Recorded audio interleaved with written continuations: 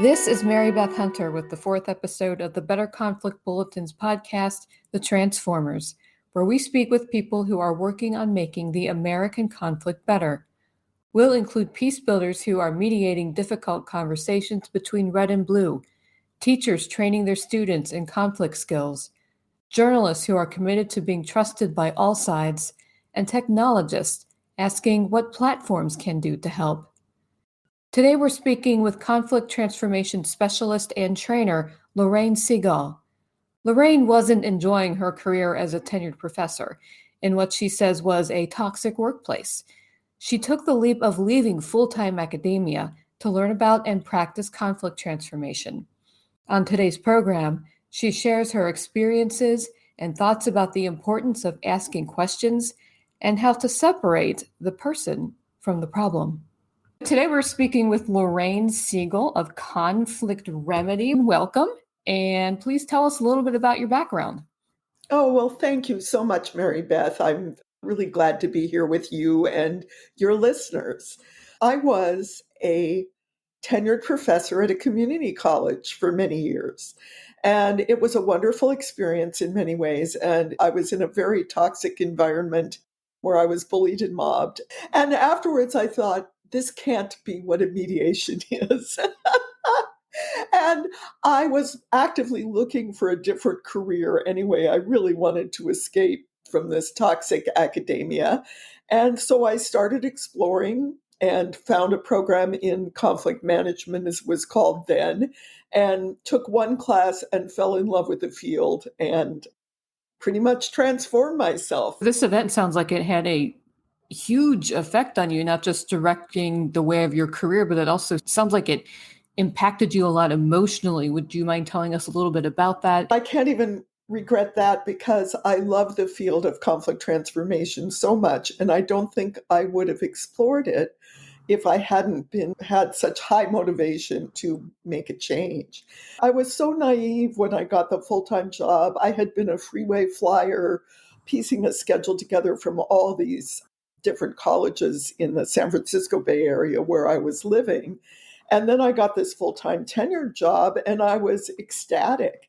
And I expected a group of like-minded, open-minded individuals searching for intellectual truth and to serve our students.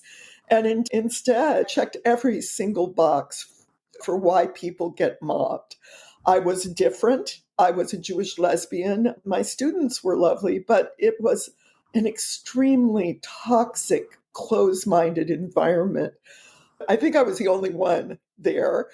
I believe that the college should live up to their principles and their mission statement and their vision and really serve the English as a second language students and be a model of egalitarianism and diversity, equity, and inclusion.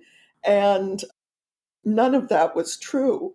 And I also, part of the reason I was such a target was that I was extremely competent and good at what I did. And that made me a threat to people who wanted to stay in their little mediocre place. And it was quite a large group of people, administrators and faculty, who were trying to destroy me, basically, personally and professionally. It was very hard to walk away from tenure. Many people who were different, who were people of color, had similar experiences. There, toxic racism, sexism, homophobia, anti-Semitism, you name it. Do you find these DEI issues tend to be a flashpoint? Do you think some people find them divisive rather than something that is bringing people together? Oh, absolutely. This college in particular paid lip service to those principles because they were supposed to, but they did not want anything to change. And the group of older white men I call the dinosaurs, on some level knew they had unearned privilege and they did not want to lose it. And anyone who was in the wrong package and extremely competent or innovative or creative was a threat. There are some people who are never going to change. And that's just a fact. That college was so persistently toxic. I'm not sure if anything we could have done would have actually made it shift. A lot of colleges are like this, but it was unusually bad. I've taught at universities and gone into workplaces, and I teach conflict transformation skills and different topics. And I always include intercultural communication and DEI. I'm actually teaching it at the Sonoma State, the HR certificate program, being a guest lecturer next week. And the way I do it that I think is helpful, it's not the whole answer, is I'm very gentle about it.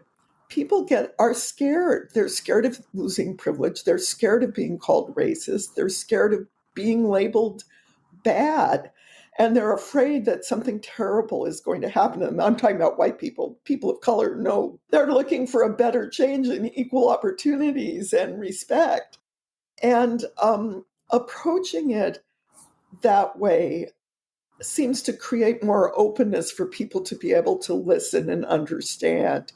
And for example, one of the things I did when I taught a 12-week class and had a whole evening just on implicit bias and racism, I brought a panel of Black women and had them talk about their experiences in the workplace with racism, with discrimination. And it blew my students' minds because it wasn't real to them. They didn't understand before that. So I think making those kinds of experiences human and real helps a lot. And there was this powerful exercise that I've used with classes I've taught as well, where all the white women sat in a circle. It's called a fishbowl. And women of color who were courageous sat in the middle and talked about their daily lives and their experiences. And it was so powerful. So this woman who read my memoir, who was white, said, I have a bone to pick with you about this. White women are oppressed and they shouldn't have to stay silent outside. And I thought, whoa, it's pairing discriminations, which is not what you want to do. I have a lot of privilege as a middle-class white woman, and I've also experienced a lot of discrimination as a Jewish lesbian and a woman where only men were supposed to be leaders. And both things are true. It sounds like you feel that a lot of the divisive environments that spring up, especially in the workplaces that are toxic, a lot of this comes from fear. How do you think fear feeds into a divisive environment?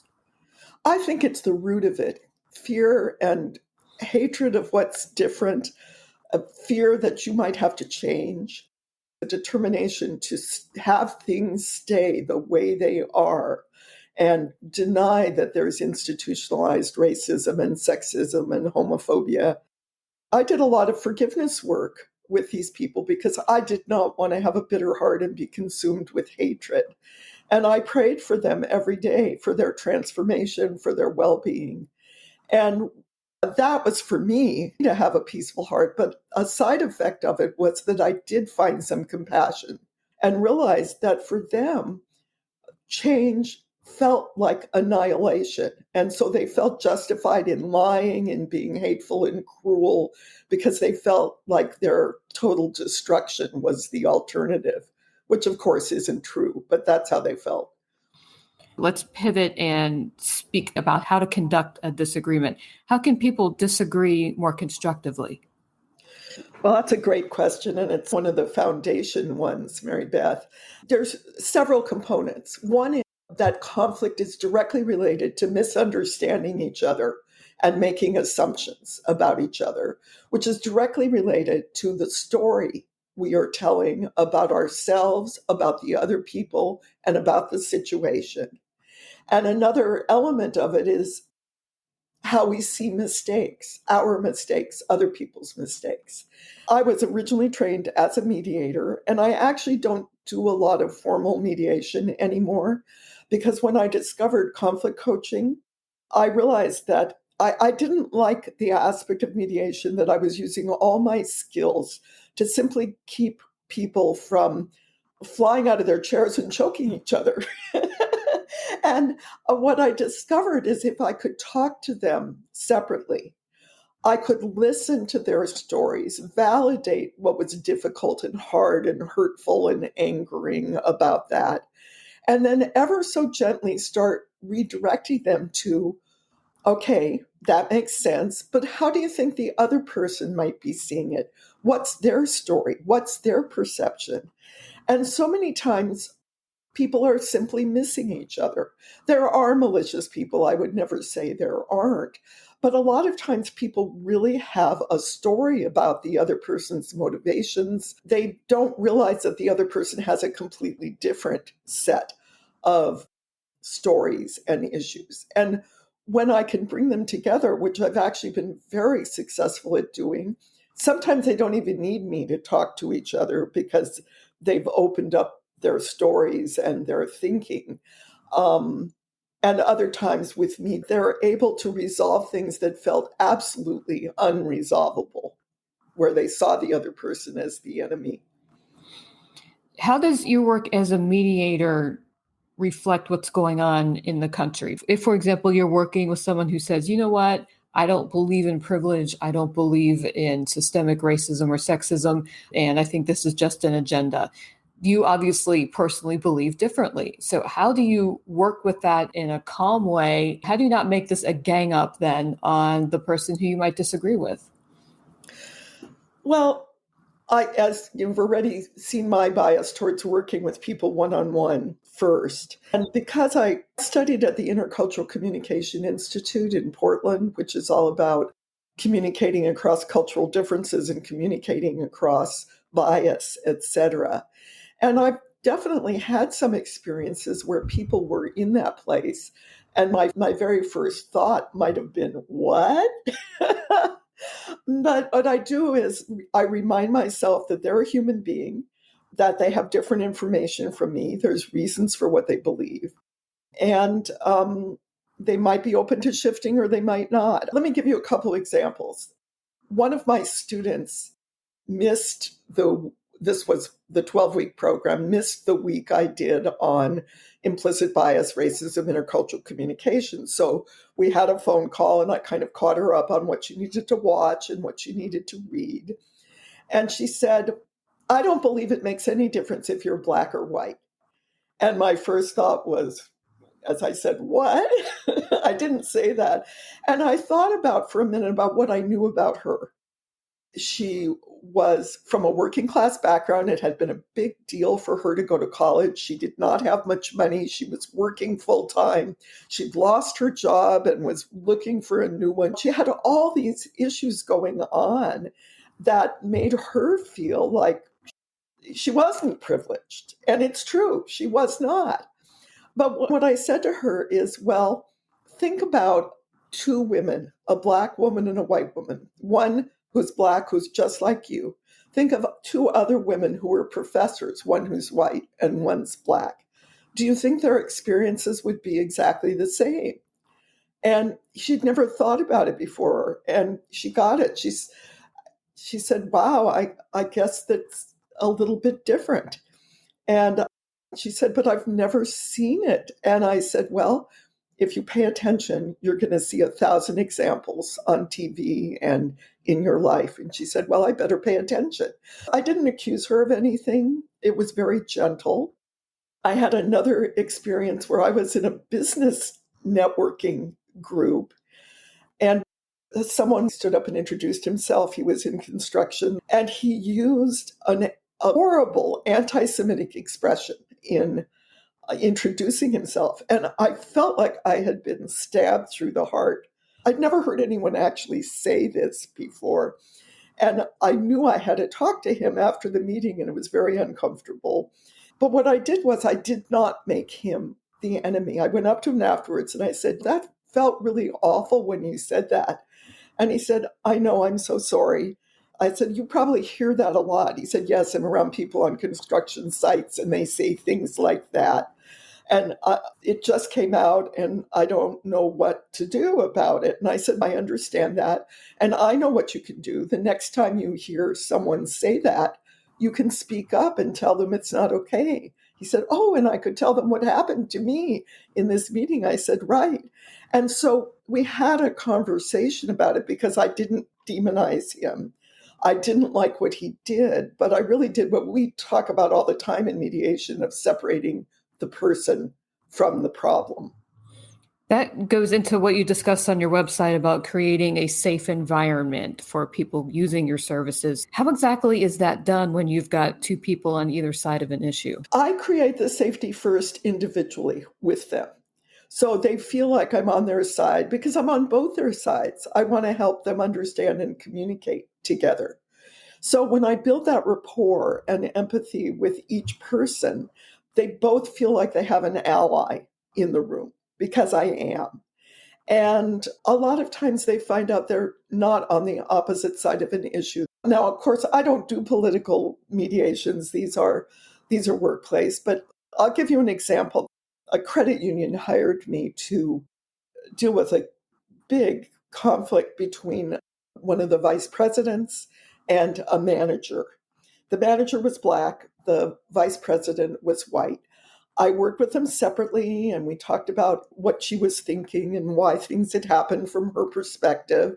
I talked to the African American woman about what was happening from her perspective and did she think there was racism in it? I was very open of asking her if she thought that, and she wasn't sure.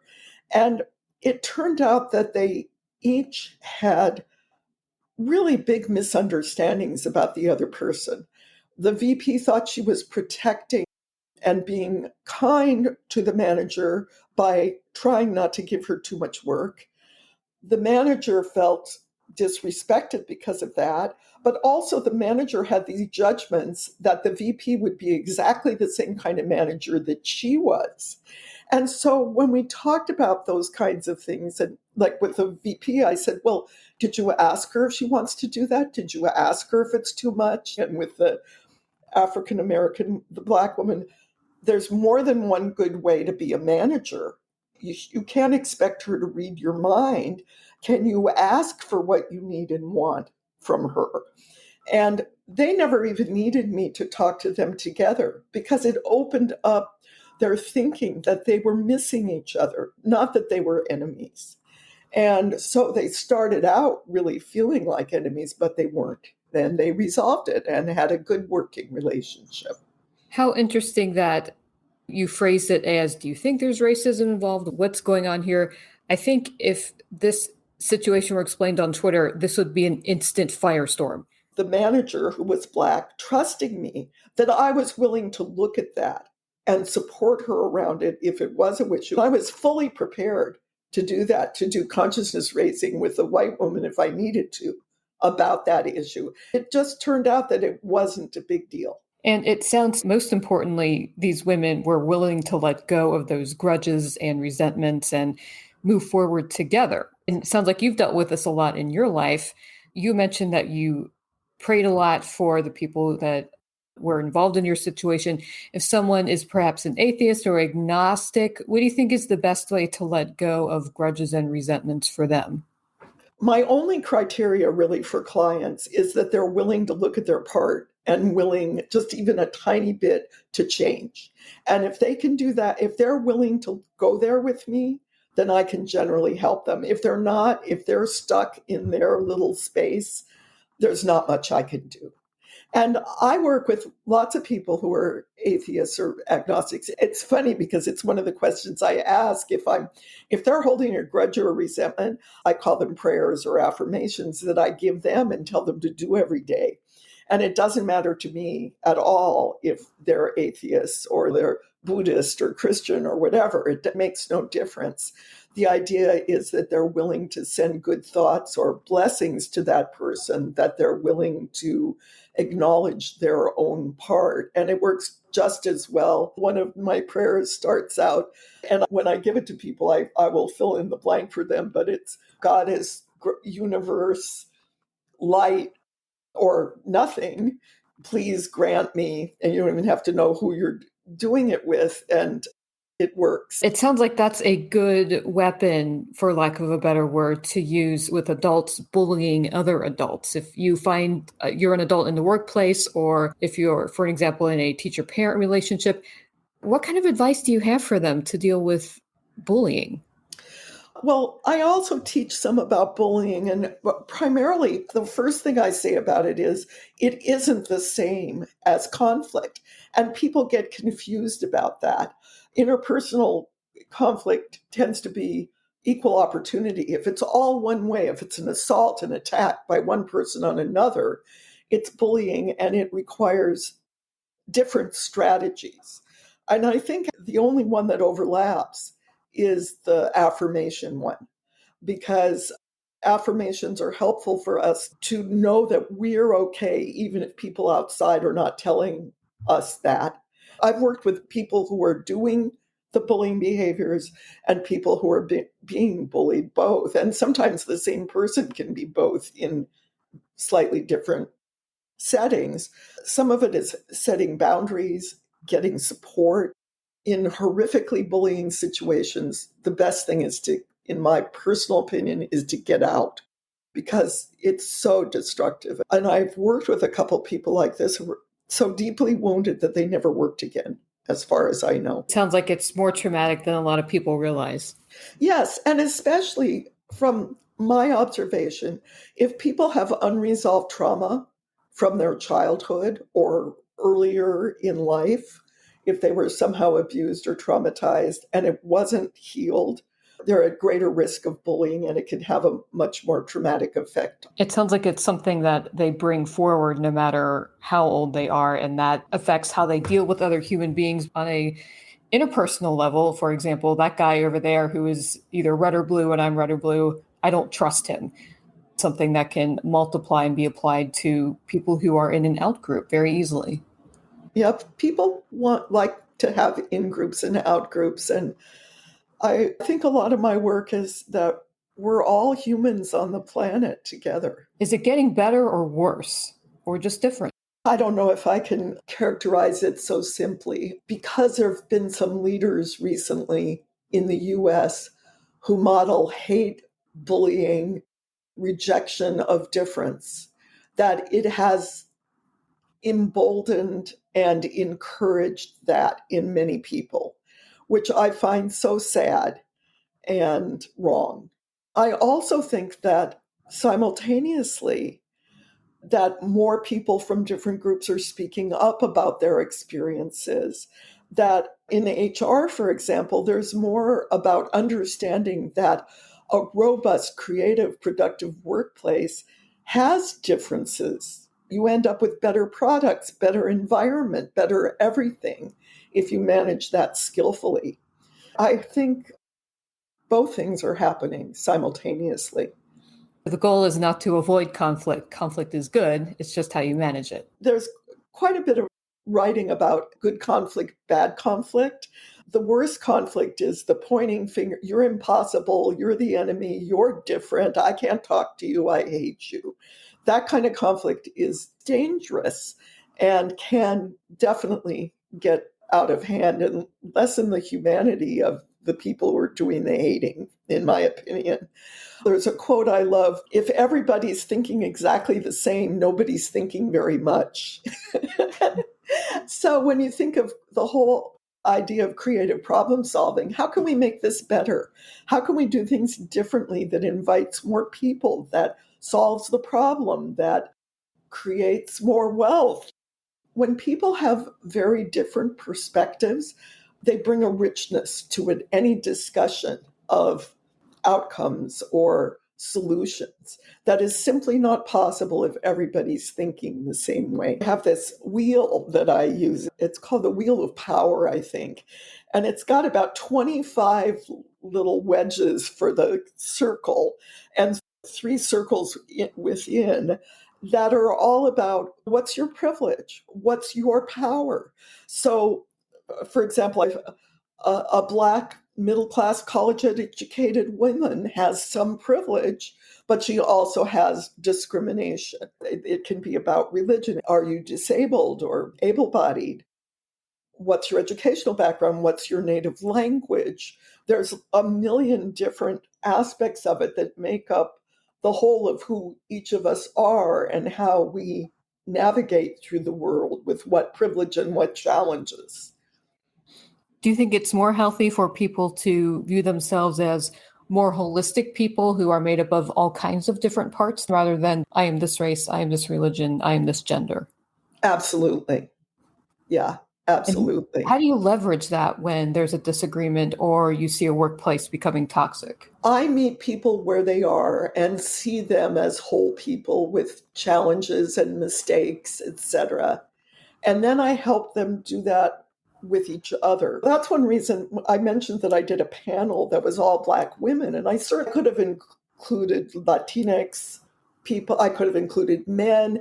But the reason I picked Black women was just because one of the things I wanted my students to see was here were these women who would be labeled Black women, and they were so diverse and so different from each other that this was another level of people not being able to dismiss someone as just one thing. If you could give people advice about changing one way about how they argue or how they approach conflict, what would you tell them?